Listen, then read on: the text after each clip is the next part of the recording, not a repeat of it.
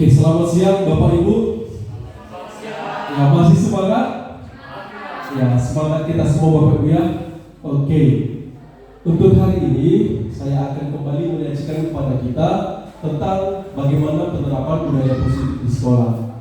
Tadi sebelum saya berdiri di sini ada teman saya Ibu Rismawati Purba telah menjelaskan kepada kita apa itu disiplin, alasan kita untuk melakukan disiplin, dan apa saja kebutuhan dasar dalam hidup manusia. Perlu kita ketahui bersama-sama Bapak Ibu bahwa disiplin itu merupakan tanggung jawab dalam diri kita. Kenapa kita dituntut untuk disiplin? Supaya menunjukkan bahwa kita adalah manusia yang bertanggung jawab. Disiplin ini bisa lahir dari dalam diri kita atau karena faktor dari luar. Kalau dari diri kita Bapak Ibu, itulah tanggung jawab tadi. Kita menunjukkan bahwa diri kita berharga. Kita menunjukkan bahwa diri kita bisa mematuhi segala aturan yang ditetapkan. Kalau dari luar tadi, seperti yang disampaikan oleh teman kita tadi, untuk mendapatkan pujian atau supaya kita tidak dihukum. Realita kehidupan memang seperti itulah Bapak Ibu. Terkadang saya juga mengakui saya melakukan sesuatu tugas supaya saya jangan ditegur sama Bapak Kepala Sekolah. Jujur aja Bapak Ibu. Terkadang saya membuat sesuatu supaya saya dapat penghargaan. Salah satu contohnya adalah membuat aksi nyata di PMM. Saya membuat aksi nyata supaya saya dapat sertifikat. Kalau tidak ada sertifikat, mungkin bisa jadi saya tidak membuat aksi nyata. Itu hal yang lumrah dalam kehidupan kita Bapak Ibu. Selanjutnya kebutuhan manusia tadi ada 5 Bapak Ibu. Nah, apabila satu dari kebutuhan ini tidak terpenuhi, maka akan terganggulah kehidupan kita. Sama seperti anak-anak. Terkadang siswa kita di sekolah itu melakukan sebuah kesalahan karena ada penyebabnya. Bisa aja karena kurang kasih sayang dari rumah. Kurang kasih sayang di rumah, akhirnya di sekolah dia cari-cari muka sama gurunya. Ada nggak siswa kita seperti itu Bapak Ibu? Ada. Ada siswa kita ini masalah ekonominya di rumah kurang, mohon maaf Bapak Ibu ya. Mungkin untuk makan pun mereka ya pas-pasan. Sampai di sekolah supaya dia bisa bertahan seperti yang dibilang teman kita tadi, dia harus mengambil makanan temannya. Ada siswa kita ini supaya bebas, supaya senang dan lain sebagainya. Kebutuhan tadi ada juga sama diri kita Bapak Ibu. Terkadang kalau kita di rumah nggak bebas, ketika kita keluar dari rumah bebas sekali rasanya, tenang kali rasanya. Di rumah kita nggak senang, sampai kita di sekolah kita bisa mengekspresikan diri kita. Jadi harapan kami apapun kebutuhan kita, mudah-mudahan kebutuhan kita semua bisa terpenuhi Bapak Ibu. Nah sekarang saya akan melanjutkan kepada posisi kontrol seorang guru. Di depan sudah ada yang kita tampilkan Bapak Ibu. Kontrol kita sebagai seorang guru itu ada 5. Yang pertama penghukum, kedua teman, ketiga membuat merasa bersalah, keempat memantau, dan kelima manajer. Yang 5 ini Bapak Ibu nanti akan ada soal kita tampilkan. Nah di sini ada. Soal ini nanti coba kita jawab bersama-sama. Di sini gurunya berperan sebagai apa ya? Dari 5 posisi tadi saya baca Bapak Ibu yang untuk kita. Sabrina hari itu bangun terlambat dan terburu-buru sampai ke sekolah. Dia pun akhirnya sampai di gerbang sekolah, tapi baru menyadari kalau tidak menggunakan sepatu hitam seperti tertera di peraturan sekolah. Di depan pintu kelas, Bapak Lukman memperhatikan sepatu Sabrina yang berwarna coklat. Sabrina berusaha menjelaskan bahwa dia terburu-buru dan salah menggunakan sepatu. Jadi ceritanya si Sabrina di sini terlambat ke sekolah dan dia pakai sepatu warna coklat yang harusnya berwarna hitam. Pak Lukman menanyakan Sabrina, Apa peraturan sekolah tentang seragam warna sepatu? Sabrina menjawab, sudah mengetahui sepatu harus berwarna hitam. Namun, karena terburu-buru dan salah mengenakan sepatu, dia tidak mungkin kembali pulang ke rumah karena rumahnya jauh sekali, Bapak Ibu. Jadi dia tidak sengaja menggunakan sepatu berwarna coklat. Pak Lukman tetap bersikeras pada peraturan yang berlaku dan mengatakan, ya sudah, kamu sudah melanggar peraturan sekolah. Kamu salah, sudah terlambat, salah pula warna sepatunya. Segera buka sepatumu, kalau tidak bisa menggunakan warna sepatu sesuai peraturan. Jadi karena sepatunya nggak pas Bapak Ibu, disuruh Pak Lukman dia membuka sepatu karena sepatu itu tidak sesuai dengan peraturan sekolah. Sabrina meminta maaf dan memohon kembali kepada Pak Lukman agar tetap dapat mengenakan sepatunya dan berjanji tidak akan mengulang kesalahannya. Namun Pak Lukman tidak mau tahu. Tidak, kamu telah melanggar peraturan sekolah. Kalau tidak sanggup ambil sepatu di rumah atau diantarkan sepatu ke sekolah, ya sudah, kamu tidak bersepatu saja seharian di sekolah. Sekarang copot sepatumu dan silakan belajar tanpa sepatu seharian. Sabrina pun dengan berat hati mencopot sepatunya dan memberikan kepada Pak Lukman. Seharian dia tidak berani keliling sekolah karena malu dan lebih banyak berdiam diri di kelas tanpa alas sepatu. Wow, sebuah kasus Bapak Ibu ya. Mungkin ini pernah kita lihat di sekolah kita. Jadi ada siswa nggak pakai sepatu hitam, disuruh BP dia buka sepatu, tinggalkan di BP, kau ke kelas tanpa pakai sepatu. Bapak Ibu, berdasarkan cerita ini, menurut Bapak Ibu, posisi guru tadi, Pak Lukman tadi sebagai apa ya?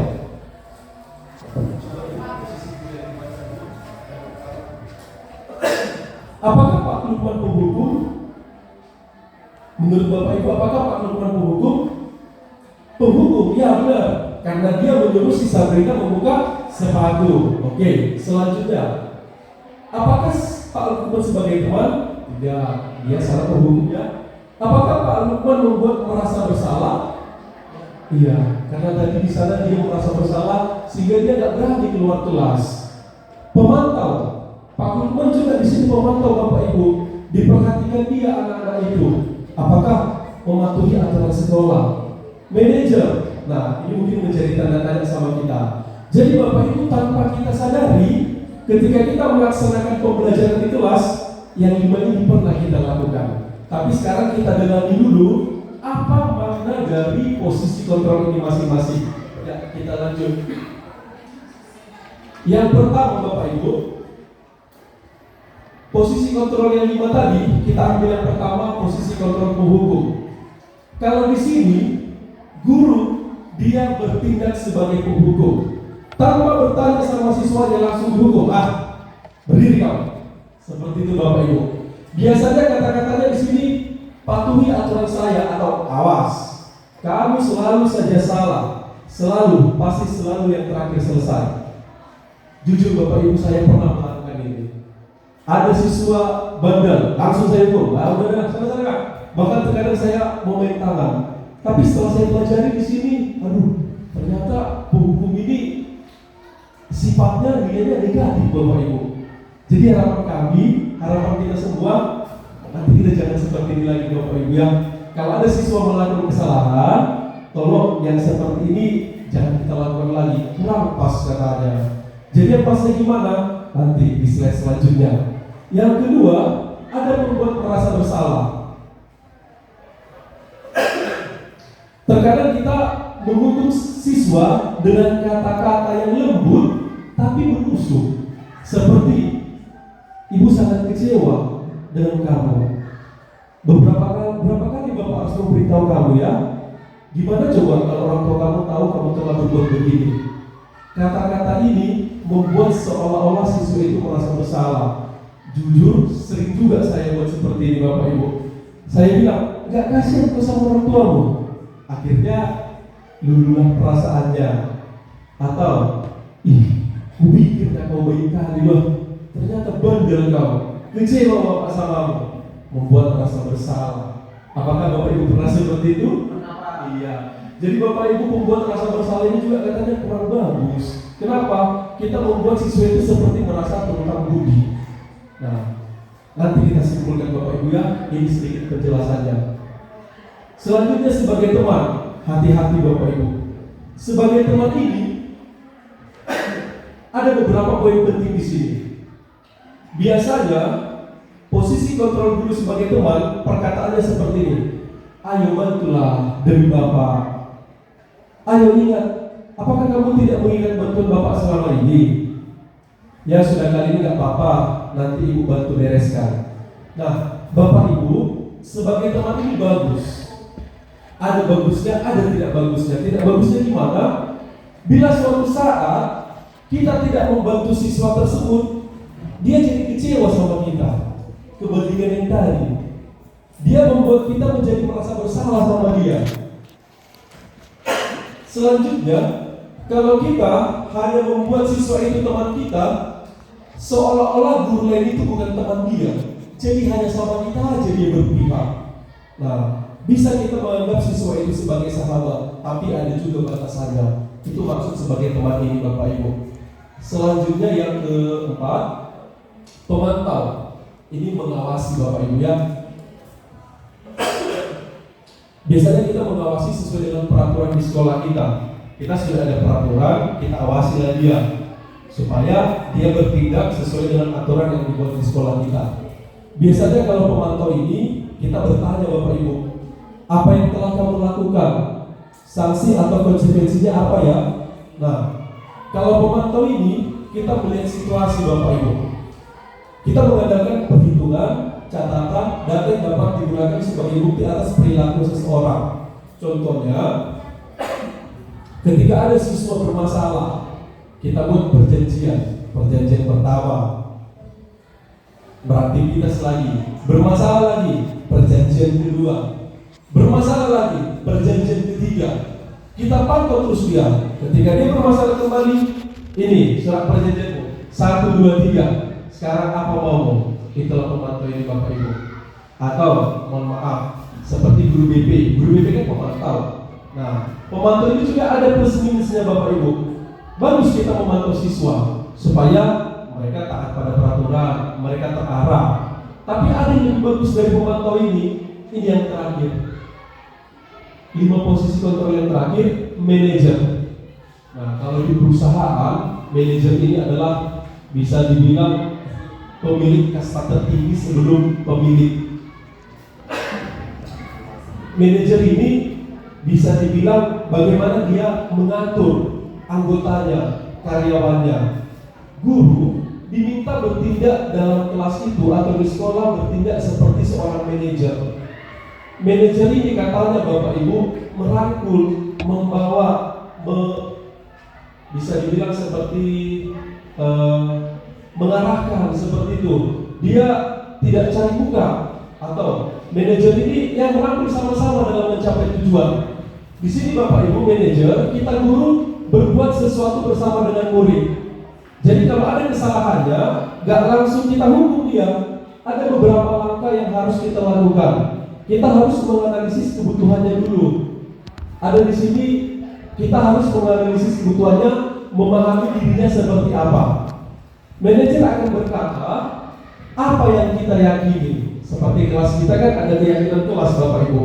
Jadi ketika siswa melakukan sebuah kesalahan, kita tanya, bagaimana Bang? Bagaimana Kak? Kesepakatan kelas kita. Gak langsung kita hukum dia. Yang mana kamu langgar? Nah, kalau kamu langgar ini konsekuensinya gimana? Seperti itu dia. Yang kedua, apakah kamu meyakininya? Jika kamu meyakininya, apakah kamu bersedia memperbaikinya? Jika kamu memperbaiki ini, hal ini menunjukkan apa tentang dirimu?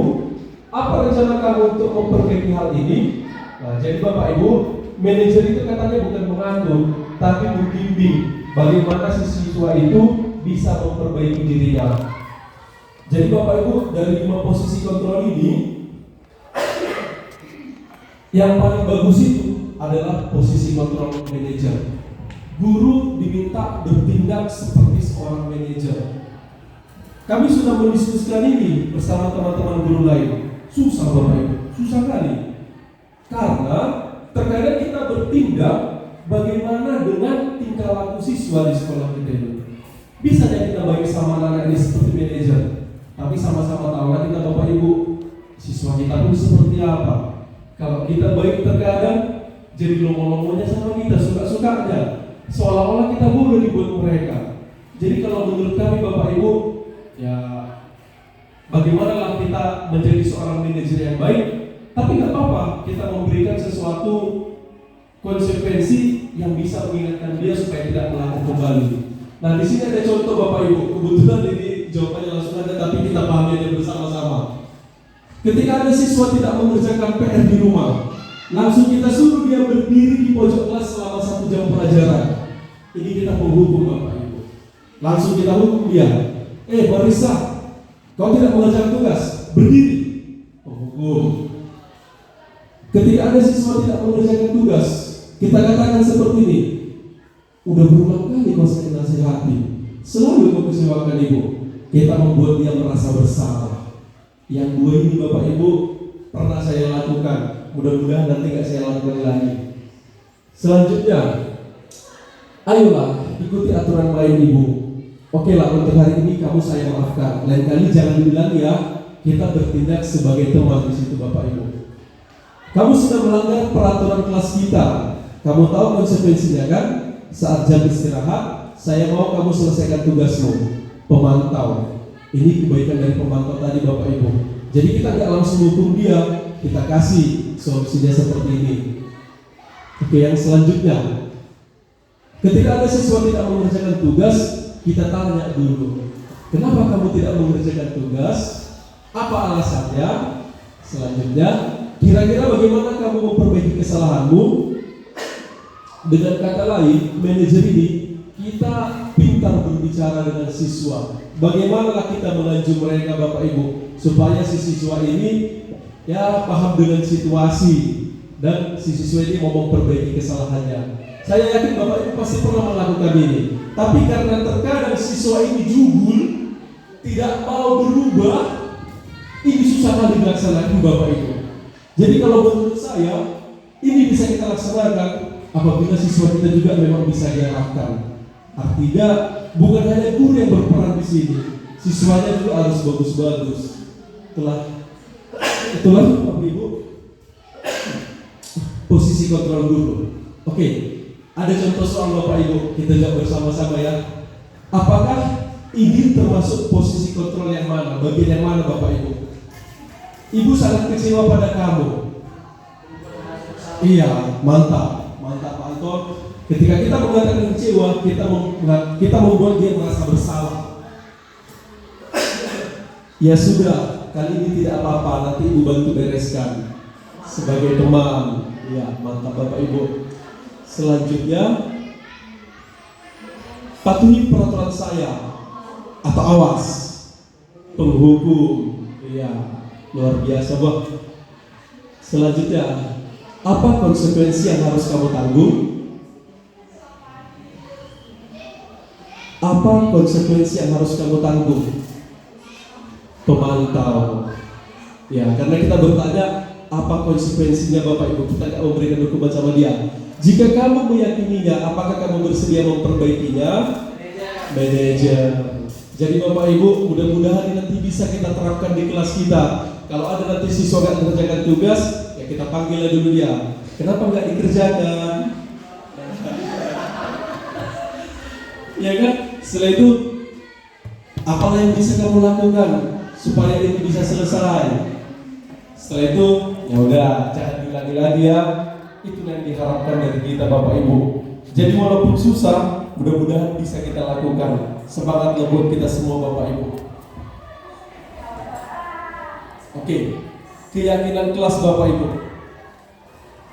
Salah satu cara kita untuk mengontrol di kelas kita adalah membuat keyakinan kelas. Saya yakin semua guru di SMA Teladan sudah membuat keyakinan kelas Bapak Ibu. Ada di sini 2 pertanyaan. Yang pertama, menurut Bapak Ibu, apa alasan kita menggunakan helm pada saat kita menggunakan sepeda motor? Keamanan, melindungi kepala, biar jangan ditindak. Benar. Ada 3 Bapak Ibu ya. Nah, Tapi kalau berdasarkan nilai kebajikan yang disampaikan Ibu Rismawati tadi, untuk keselamatan kita. Jadi sebenarnya pakai helm itu biar kita selamat, nggak kenapa-kenapa. Siapa tahu terjadi hal yang tidak diinginkan, kita aman-aman saja. Walaupun pada kenyataannya kebanyakan kita pakai helm itu ya biar jangan hilang. Karena terkadang memang pakai helm agak ribet Bapak Ibu ya. Oke, selanjutnya menurut Bapak Ibu, kita kan ada peraturan tentang menggunakan masker dan mencuci tangan setiap saat sebelum makan. Alasannya apa ya Bapak Ibu? Cuci tangan sebelum makan, kesehatan. Ya, ada lagi Bapak Ibu? Sepertinya itu aja ya. Kita sebelum makan cuci tangan biar kita sehat, kuman-kuman itu mati, ya masuk ke dalam tubuh kita. Oke, itu keyakinan kita Bapak Ibu, dan memang menjadi sebuah kebiasaan baik dalam diri kita. Nah, kebiasaan baik tersebut itulah yang menjadi disiplin positif.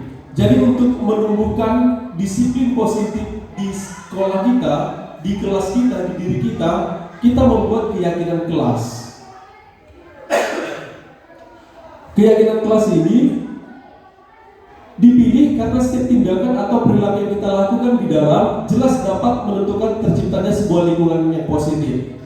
Perilaku warga kelas membuat sebuah kebiasaan yang akhirnya membentuk sebuah budaya positif. Untuk itu, diperlukan penciptaan keyakinan-keyakinan bersama di antara warga kelas. Nah, Bapak Ibu membuat keyakinan kelas ini kemarin sudah ada di PMM. Bapak Ibu juga sudah mempraktikkannya. Di sini saya hanya memberikan sedikit prosedur. Keyakinan kelas itu Bapak Ibu jangan dari kita guru, tapi dari diskusi kita bersama siswa. Caranya gimana? Kita berikan dulu informasi apa itu keyakinan kelas, tujuannya apa, manfaatnya apa. Setelah itu, kita berikan siswa untuk memberikan pendapatnya masing-masing. Setelah diberikan pendapatnya, ditampilkan ke depan. Setelah ditampilkan, barulah kita buat sebuah kesepakatan bersama. Jadi Bapak Ibu di PMM saya sudah membuat keyakinan kelas. Saya buka sebentar di sini.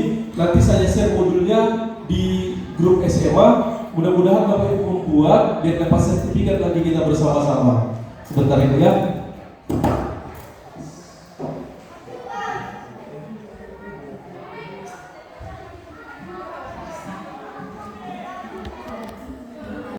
P1. Nanti saya bagikan juga sama Bapak Ibu langkah-langkahnya di sini nanti kita membuat pengertian keyakinan kelas. Next dulu. Ya, next aja lagi. Ya, ini budaya positif Bapak Ibu ya yang dilaksanakan oleh seluruh warga sekolah. Next. Nah, tujuannya tadi ada 4 Bapak Ibu ya. Ini salah satu implementasi dari Merdeka Belajar, kurikulum Merdeka. Selanjutnya Ibu. Nah, ini dia hal-hal yang diperhatikan.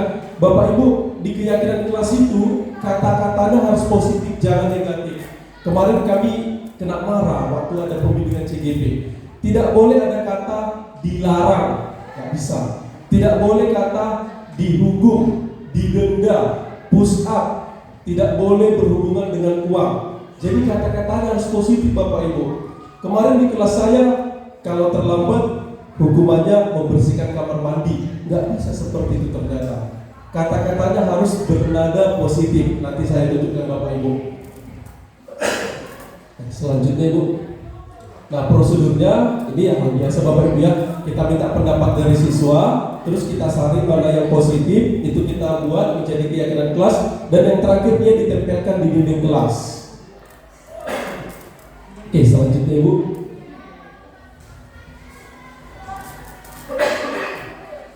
Nah, dampak positif dari keyakinan kelas ini adalah komunikasi kita antara guru dengan siswa akan harmonis. Jadi kalau ada nanti siswa yang melakukan kesalahan, kita tinggal membuka keyakinan kelas. Apa yang keyakinan kita? Nah, seperti ini kan. Ya kalau salah apa konsekuensinya? Kamu lihat sendiri, laksanakan. Seperti itu Bapak Ibu. Ya, next Ibu. Oke, ini dokumentasinya Bapak Ibu. Nanti bisa Bapak Ibu buat. Cara dokumentasinya Bapak Ibu, yang pertama kita jelaskan dulu apa keyakinan kelas sama anak-anak kita. Selanjutnya kita siapkan post-it atau sticky note yang seperti ini. Kita bagikan satu orang satu. Buatlah apa keyakinan dari mereka masing-masing. Itu Bapak Ibu. Setelah mereka membuat, jangan lupa didokumentasikan. Next. Nah, masing-masing siswa menempelkan ke depan apa keyakinan kelas dari pendapat mereka masing-masing. Jangan lupa dokumentasi Bapak Ibu. Iya. Setelah itu, setelah semua ditempelkan, kita telaah, kita lihat mana keyakinan kelas yang bagus atau yang positif, mana yang negatif. Kita pisahkan Bapak Ibu. Setelah itu Bapak Ibu, keyakinan kelas itu kita dokumentasikan. Nah, jangan lupa dokumentasi bersama siswa lagi. Selanjutnya, nah ini dia dari kelas kami Bapak Ibu ya, 12Q1.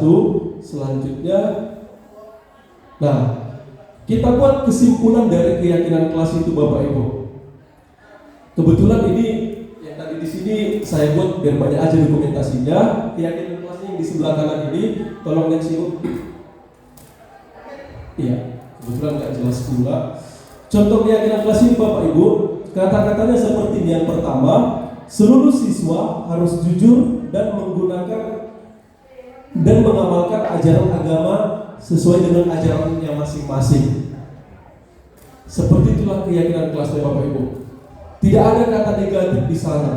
Jadi kata positifnya seluruh siswa mengamalkan ajaran agamanya masing-masing. Selanjutnya, siswa diharapkan untuk bersikap sopan dan santun dalam setiap kegiatan pembelajaran. Nah, kata-katanya positif. Jadi nggak ada di sana kata dihukum, didenda, kalau tidak mengerjakan tugas, panggilan orang tua, nggak ada seperti itu Bapak Ibu. Jadi nanti Bapak Ibu tolong diperhatikan juga kata-kata dalam keyakinan kelasnya. Nah, umpan balik ini dari siswa Bapak Ibu. Jadi setelah kita buat pemaparan di kelas, kita buat umpan balik, kita kasih sama siswa, biasanya 5 orang, diisi mereka. Ya, tolong duduk selanjutnya. Nah, yang 5 orang ini membuat umpan baliknya, kita unggah lagi PowerPoint kita. Nah, yang terakhir kita buat kesimpulan dan refleksi. Kesimpulan dan refleksi kita buat, selesai. Ini Bapak Ibu, kebetulan ini kemarin sertifikatnya baru muncul tanggal 4 Oktober. Ini dia 40 jam. Jadi nanti ini saya bagikan karena sertifikatnya sudah muncul. Kalau nggak muncul saya nggak berani bagikan Bapak Ibu. Takut salah. Nanti salah saya kasih, Bapak Ibu juga salah, nggak enak. Nanti ini saya bagikan di grup kita Bapak Ibu. Jadi harapan saya Bapak Ibu juga membuat keyakinan kelas seperti ini dan dibuat juga di kelas, dibuat juga di platform Merdeka Mengajar. Punya sertifikat kita semua. Oke. Nah, selanjutnya.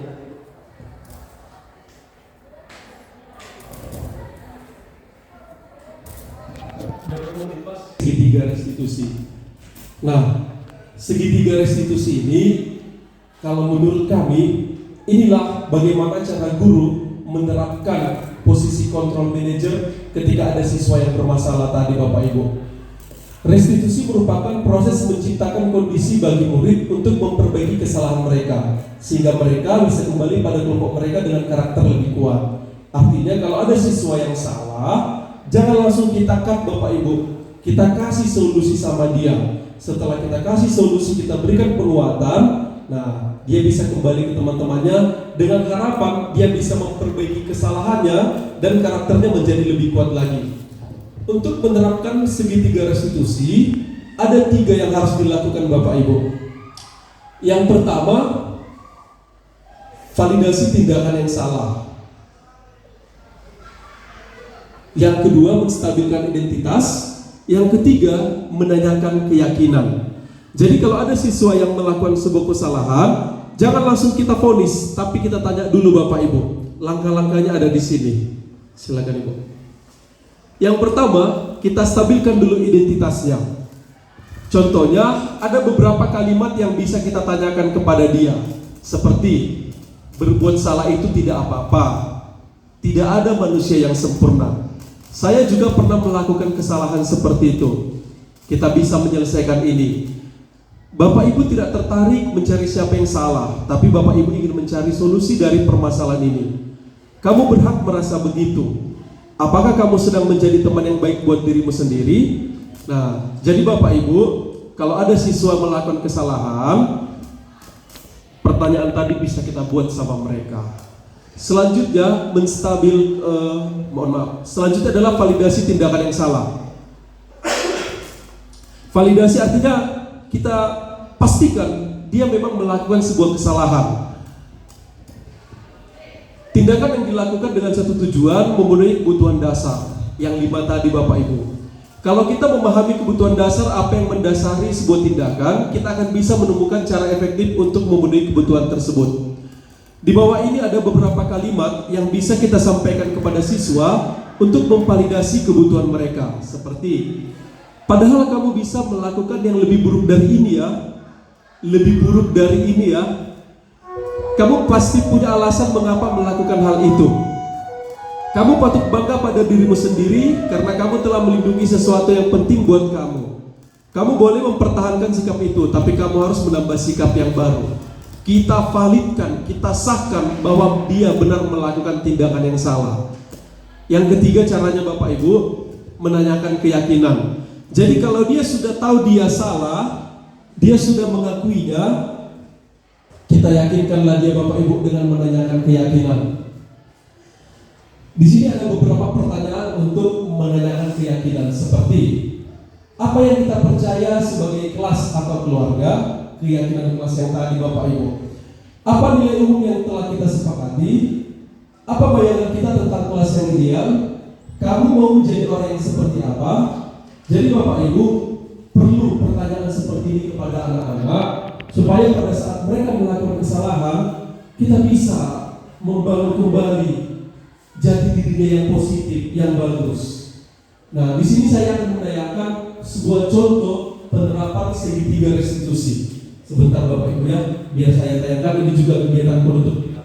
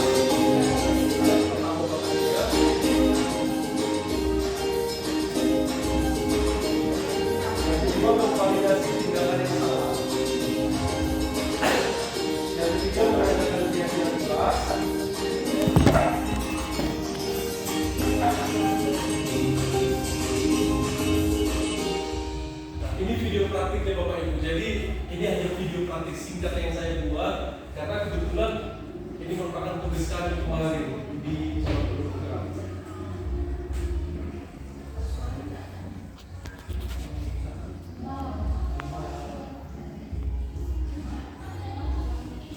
Nanti penerapan segitiga restitusi ini saya kirimkan aja ke grup. Mudah-mudahan bisa menjadi referensi bagi kita apabila ada siswa yang melakukan kesalahan. Jadi jangan langsung kita hukum Bapak Ibu. Terkadang ada alasan siswa melakukan kesalahan, seperti yang tadi kebutuhannya tidak terpenuhi, atau ada sesuatu yang terjadi dalam kehidupan dia, seperti kasus si Sabrina tadi Bapak Ibu. Dia tidak menggunakan sepatu hitam karena pada saat berangkat ke sekolah dia terburu-buru, dia tidak memperhatikan sepatunya, dia ternyata menggunakan sepatu yang coklat. Dia mau pulang, rumahnya sangat jauh. Akhirnya apa yang ada itulah dipakai dia Bapak Ibu. Jadi melalui penerapan segitiga restitusi ini, apabila nanti kita menghadapi siswa yang melakukan sebuah kesalahan, kita wawancara nih Bapak Ibu, kenapa kamu melakukannya? Apakah kamu melakukan secara sadar atau tidak? Nah, setelah itu kita tanyalah keyakinan kelas kita Bapak Ibu. Kalau kamu melanggar atau tidak mematuhi keyakinan kelas kita, apa yang bisa kamu yakini? Nah, biarkan anak itu sadar akan kesalahannya dan termotivasi dari dirinya untuk memperbaiki dirinya supaya lebih baik lagi. Jadi Bapak Ibu, inilah yang bisa saya sampaikan. Bagaimana posisi kontrol kita sebagai seorang guru? Kami berharap, kita semua berharap kita menjadi guru yang posisi kontrolnya adalah manajer. Kita bisa memberikan hukuman, tapi dengan catatan hukuman yang positif Bapak Ibu. Segitiga restitusi tadi, ini yang penutup Bapak Ibu, menjadi pembelajaran bagi kita supaya kedepannya kita bisa menerapkan langkah-langkah restitusi supaya peserta didik kita muncul kesadaran dalam dirinya untuk memperbaiki dirinya dan untuk meningkatkan prestasinya. Baiklah Bapak Ibu, untuk hari ini yang bisa saya sampaikan. Semoga bermanfaat bagi Bapak Ibu semua. Saya mengucapkan terima kasih banyak atas perhatian dari Bapak Ibu. Di akhir kata saya mengucapkan terima kasih.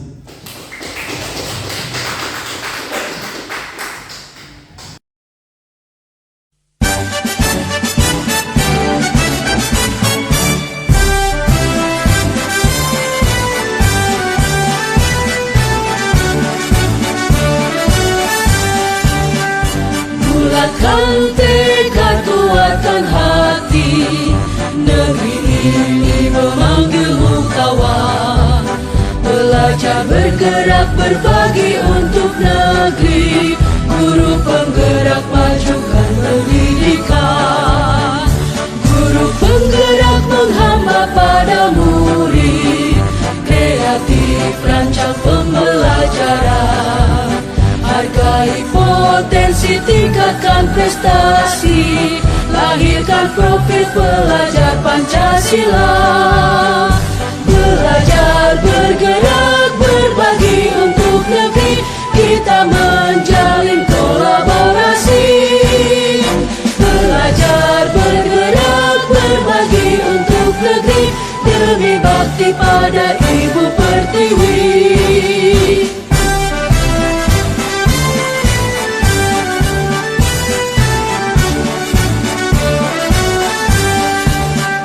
Bulatkan tekad, kuatkan hati. Negeri ini memanggilmu kawan. Belajar, bergerak, berbagi untuk negeri. Guru penggerak, majukan pendidikan. Guru penggerak menghamba pada murid. Kreatif, rancang pembelajaran. Hargai potensi, tingkatkan prestasi. Lahirkan profil pelajar Pancasila. Belajar, bergerak, berbagi untuk negeri. Kita menjalin kolaborasi. Belajar, bergerak, berbagi untuk negeri. Demi bakti pada Ibu Pertiwi. Belajar, bergerak, berbagi untuk negeri. Kita menjalin kolaborasi. Belajar, bergerak, berbagi untuk negeri. Demi bakti pada Ibu Pertiwi. Demi bakti pada Ibu Pertiwi.